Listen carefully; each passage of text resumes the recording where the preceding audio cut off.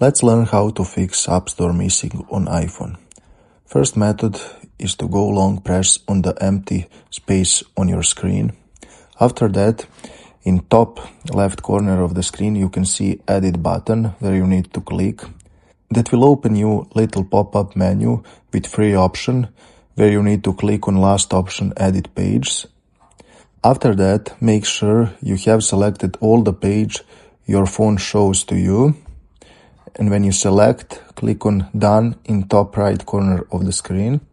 When you do that, go to check do you have App Store. If you don't have yet, look at in all folders you have on your phone.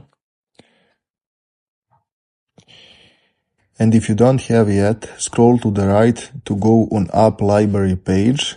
And when you come on App Library page, you can see a section called Utilities where you need to click, and that will show you App Store. Now go long press on App and click on Add to Home Screen. If you still don't have it, go on Settings App and scroll to the General option and click on it. After that, on this page, scroll all the way down to see Transfer or Reset iPhone option and click on it.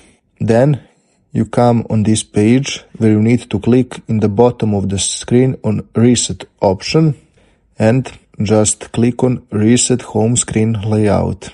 After that, click on Reset Home Screen. That will reset all your home screen layout, and now you will have App Store up. Thanks for watching, see you in the next video.